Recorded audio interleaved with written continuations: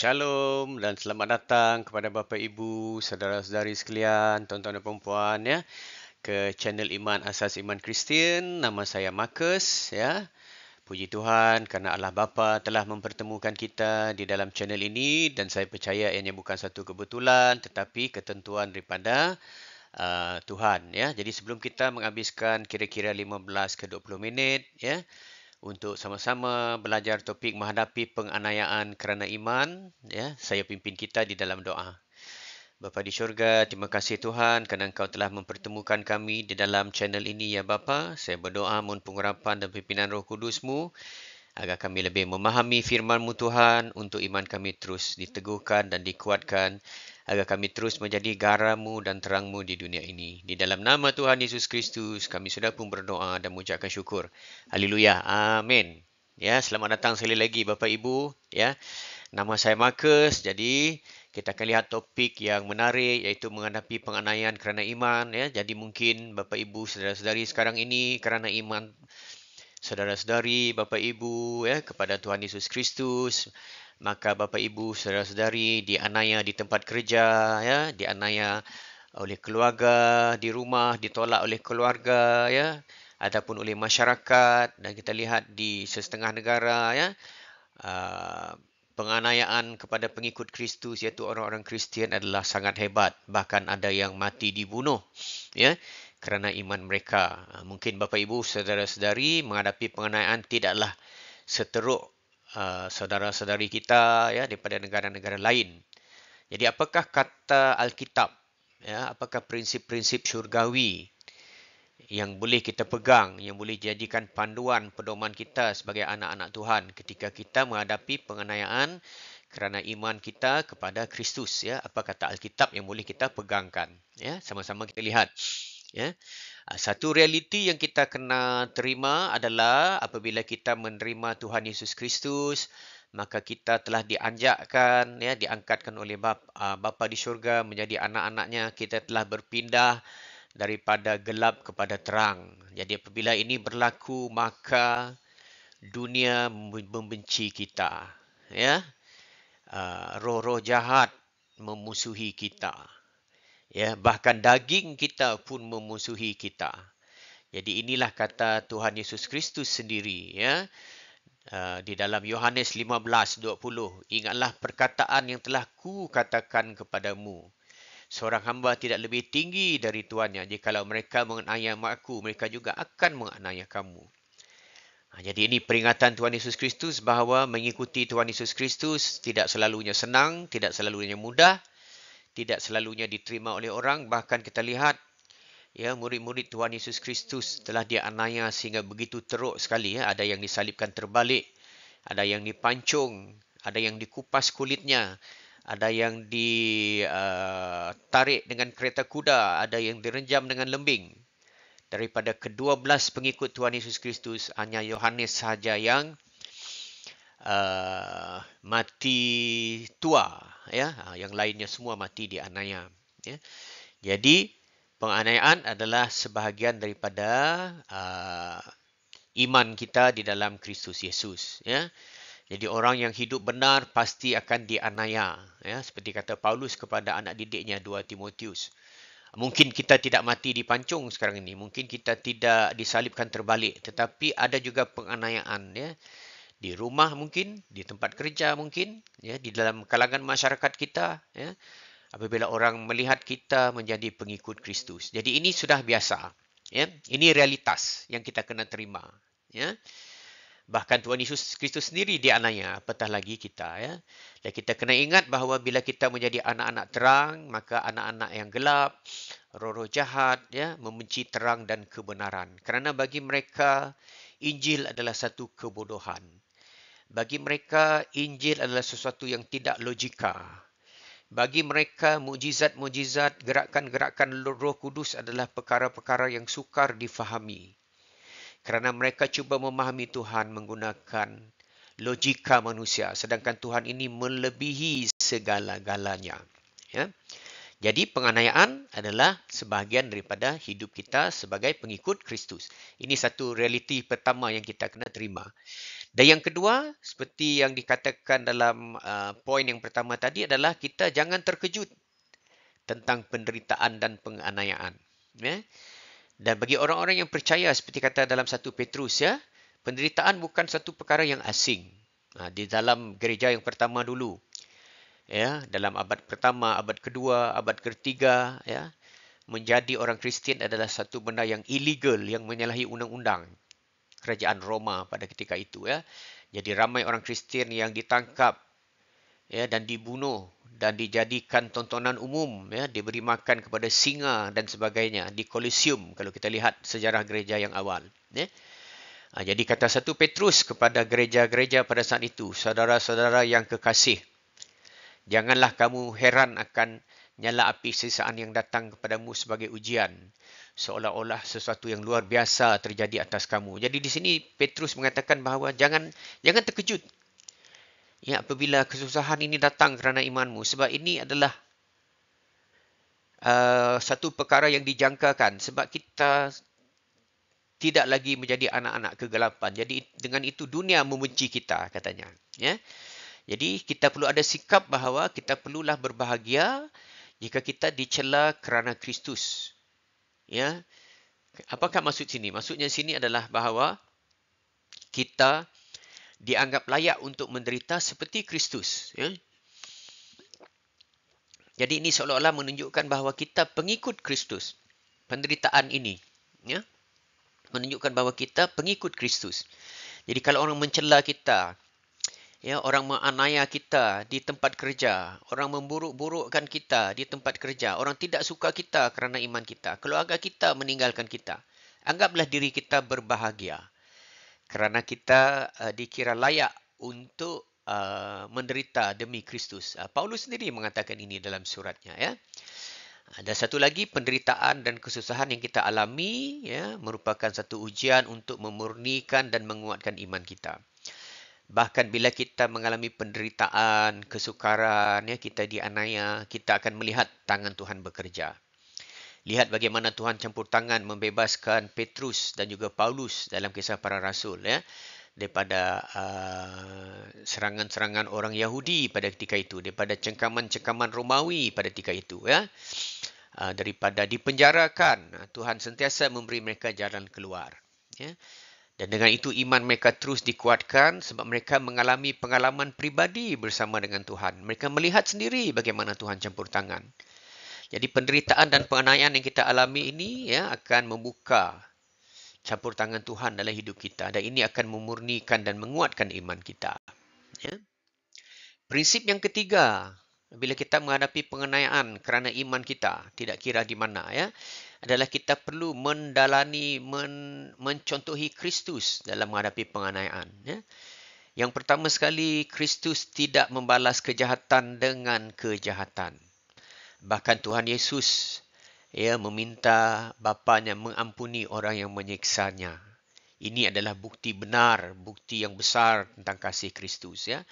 Kalau mengikut prinsip dunia, orang menganiaya kita, kita patut membalas dendam. Orang mencaci kita, kita patut mencaci mereka. Orang memukul kita, kita patut memukul mereka. Itu adalah prinsip duniawi. Tetapi Tuhan Yesus Kristus bukan datang daripada duniawi, ya. Jadi dia tidak membalas kejahatan dengan kejahatan. Maka kita, walaupun kita dianiaya, ya, janganlah kita membalas kejahatan dengan kejahatan. Dan Tuhan Yesus, seperti saya katakan tadi, mendoakan musuhnya ketika di kayu salib. Jadi kita patut mendoakan orang yang menganiaya kita, membenci kita kerana iman kita, ya, agar hati mereka terbuka juga kepada Kristus dan mereka melihat cahaya kemuliaan Kristus. Kita kena ingat, Bapak Ibu Saudara-saudari, bahawa Tuhan Yesus Kristus pun mati di kayu salib untuk mereka. Cuma mereka belum sedar, ya. Kita sebagai pengikut Kristus juga dipanggil untuk mengikuti jejak Kristus, ya, iaitu apa dia? 1 Petrus mengatakan, ketika ia dicaci maki, ia tidak membalas dengan caci maki. Ketika ia menderita, ia tidak mengancam, tetapi ia menyerahkan kepada Dia yang menghakimi dengan adil. Jadi Tuhan Yesus itu walaupun dia disiksa, dicaci maki, ya, dipukul dan sebagainya, tidak membalas. Dia menyerahkan semua itu kepada Bapa. Jadi itulah sepatutnya sikap kita bila kita dianiaya, ya. Jangan membalas kejahatan dengan kejahatan. Tetapi kita menyerahkan semuanya kepada Allah Bapa di syurga, ya. Dan kita berdoa semoga orang yang menganiaya kita melihat cahaya kebenaran Kristus, ya. Dan ketika kita dianiaya, ya, memang perit rasanya, ya, memang kita kadang-kadang ingin putus asa, ya. Saya masih ingat waktu saya bersekolah dulu, ya, kerana saya dan beberapa orang rakan saya adalah golongan minoritas, ya, dalam iman Kristian kami di sekolah tersebut, ya. Jadi kami sering dianiaya pada ketika itu, ya. Diejek, diolokkan, dipulaukan, ya. Dijauhi, ya, bahkan barang-barang kami dicuri, dirosakkan, ya, pada ketika itu, ya. Tetapi syukur puji Tuhan kerana iman kami masih tetap teguh sehinggalah ke hari ini, ya. Lebih 40 tahun sudah cerita itu. Bahkan rakan-rakan kami yang ketika dulu itu menganiaya kami kini menjadi sahabat baik, ya. Jadi kenapa mereka menganiaya? Sebab mereka tidak faham iman kita, ya. Jadi mereka bila sesuatu itu tidak faham, cara paling mudah adalah dengan dia menolak dan dia mengejek. Ya, tapi sekarang puji Tuhan sudah memahami, jadi sudah bersahabat baik. Ya. Jadi ketika kita dianiaya, kita perlu bergantung kepada kekuatan Roh Kudus. Jangan bergantung pada kekuatan sendiri. Sebab kekuatan sendiri tidak mencukupi. Ya. Jadi kita belajar menyerahkan hidup kita, menyerahkan tindakan kita di bawah pimpinan Roh Kudus. Ya. Macam mana caranya? Berdoa. Berdoa minta pimpinan Roh Kudus. Berdoa mohon diberikan kekuatan. Ya, ingat seorang bapa itu yang mengatakan, Tuhan berikanlah aku iman. Ya, kita boleh minta iman kepada Tuhan. Kita boleh minta kekuatan kepada Tuhan. Ya. Jadi Roh Kudus, seperti dalam kisah para rasul, memberikan keberanian kepada para rasul, ya, untuk bersaksi. Petrus yang menyangkal Yesus 3 kali bila Roh Kudus turun pada hari Pentakosta. Dia yang pertama berdiri dan bercakap di halayak ramai. Dan menyelamatkan 3,000 orang pada ketika itu. Ya. Dari mana datangnya kekuatannya itu? Daripada Roh Kudus, ya. Jadi Roh Kudus memberi kita kekuatan. Roh Kudus memberi kita kedamaian, ketenangan, ya. Dan Roh Kudus bila kita dianiaya akan memberi kita kata-kata untuk kita menghadapi orang yang menganiaya kita, ya. Dan kita perlu ingat bahawa kuasa Tuhan disempurnakan di dalam kelemahan kita. Bila saat kita lemah, kita hancur, kita lelah, ya, kita berseru kepada Tuhan dan Tuhan akan menurunkan tangannya dan campur tangan dalam hidup kita. Ya. Sama seperti Petrus yang tenggelam di dalam air apabila dia melihat ombak yang terlalu besar. Dia kata, Tuhan Yesus selamatkan aku. Maka Tuhan Yesus mengulurkan tangannya. Ya. Begitu juga dengan kita. Bila kita rasa kita sudah tenggelam, kita rasa dianiaya begitu teruk, ya, kita berseru kepada Tuhan. Tuhan akan mengulurkan tangannya. Ya. Jadi janganlah kamu khawatir akan bagaimana dan apa yang harus kamu katakan, kerana bukan kamu yang berkata-kata tapi roh Bapamu. Ini kata Tuhan Yesus apabila pengikutnya dianiaya. Jangan risau apa yang perlu mereka katakan. Roh Kudus akan berkata bagi pihak mereka. Di sini maksudnya Roh Kudus campur tangan bila saat kita menghadapi kesukaran dan masalah. Ya. Dan yang penting sikap kita bila kita dianiaya adalah kita tetap kuat di dalam iman kita. Jangan meninggalkan Kristus. Ya, sebab Kristus tidak meninggalkan misinya di dunia ini walaupun dia disiksa dengan teruk di kayu salib. Ya. Dan yang satu, janganlah malu bersaksi tentang Kristus, tentang kasih Kristus, ya, dalam situasi kita, kesaksian melalui mulut kita, kesaksian melalui tingkah laku kita, perbuatan kita, kasih kita kepada orang lain. Ya. Dan kita terus tetap teguh, ya, tetap setia membaca firman Tuhan, ya, berdoa, ya, dan mencari Tuhan dalam segala situasi, baik tidak baik, ya, dianiaya ataupun tidak dianiaya waktunya, ya. Kolose 2 ayat 7, ya. Dan kita perlu ingat bahawa iman kita apabila tahan diuji, ya, dan terus kekal dan setia memelihara iman sampai akhirnya, iman kita itu lebih berharga daripada emas. Ya, 2 Timotius mengatakan jangan malu bersaksi tentang Tuhan kita, melainkan deritalah bersama-sama dengan aku kerana Injilnya. Di sini Paulus memberitahu Timotius bahawa jangan segan silu memberitakan Tuhan Yesus kepada orang lain. Ya, ini pun satu yang mungkin boleh kita contohi. Okey.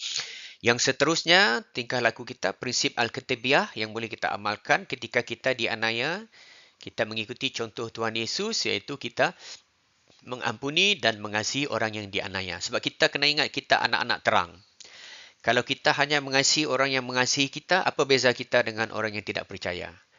Kalau kita membalas kejahatan dengan kejahatan, apa beza kita dengan orang yang tidak percaya?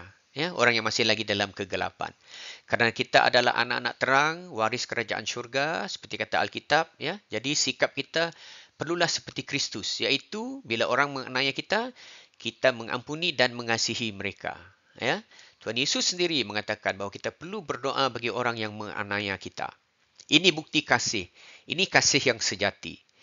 Kalau kita setakat mengasihi orang yang mengasihi kita, itu adalah kasih standard duniawi. Tapi kalau kita mengasihi orang yang menganiaya kita, itu adalah standard kasih syurgawi. Ya, Bapak Ibu, saudara-saudari, ya.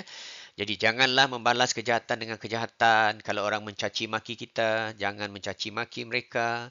Kalau orang berbuat jahat dengan kita, jangan kita berbuat jahat dengan mereka. Ya.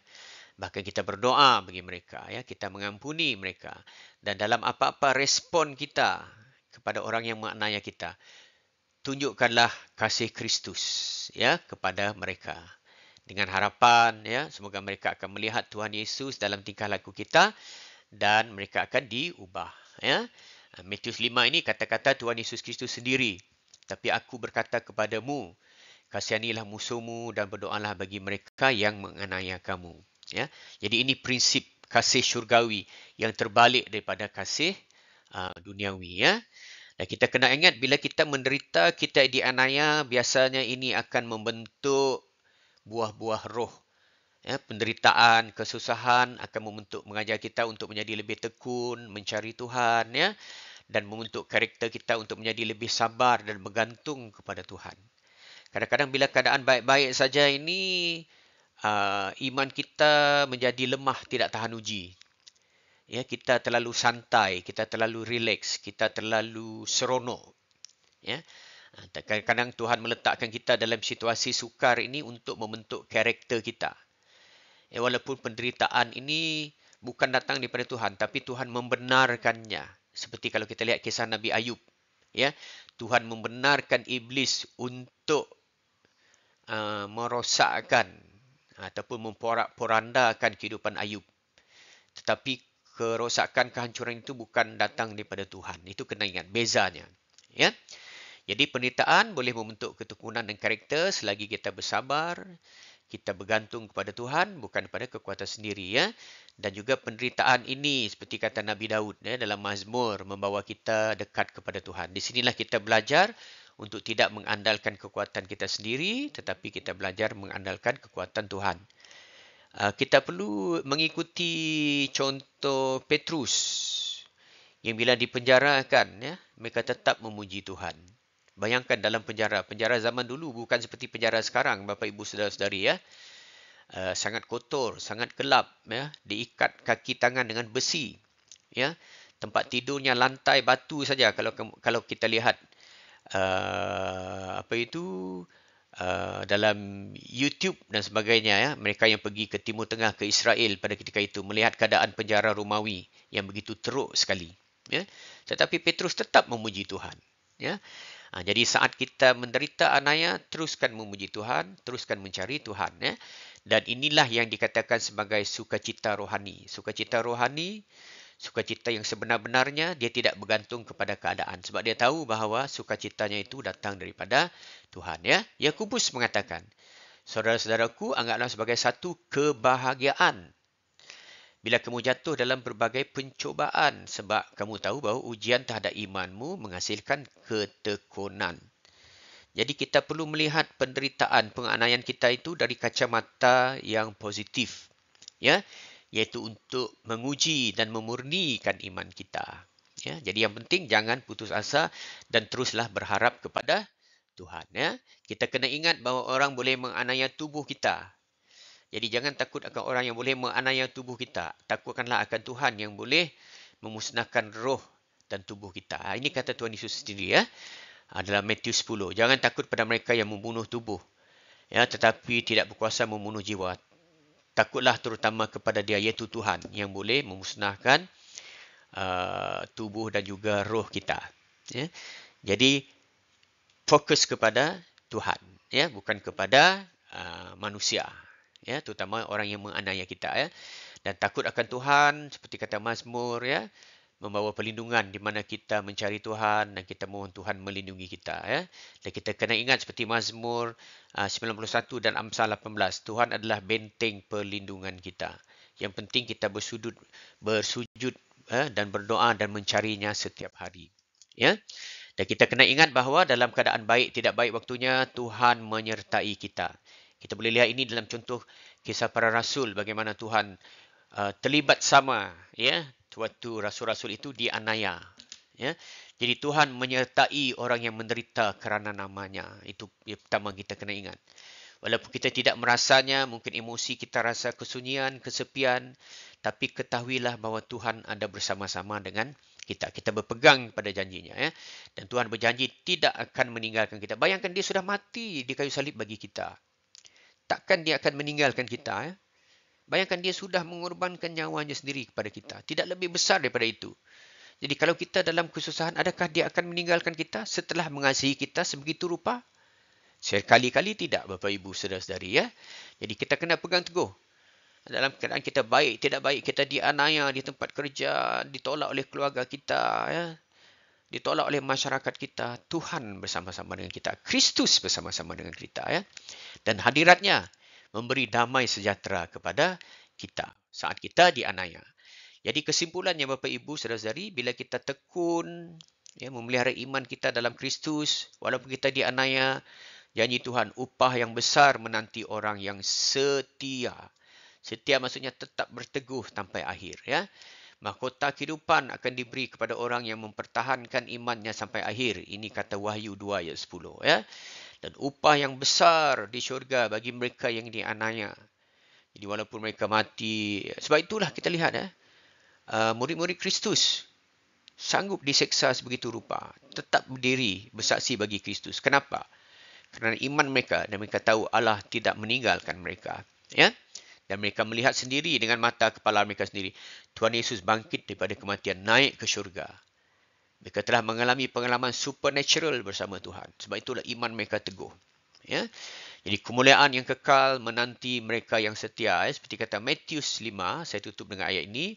Berbahagialah kamu jika kerana kamu celah dan aniaya kerana upahmu besar di syurga, kata Tuhan Yesus Kristus. Jadi teruskan teguh. Ya. Mungkin Bapa Ibu sekarang dalam penganiayaan ya, di tempat kerja, keluarga, masyarakat anda, tetap teguh bersama Kristus. Ingat, Kristus terlebih dahulu telah dianiaya.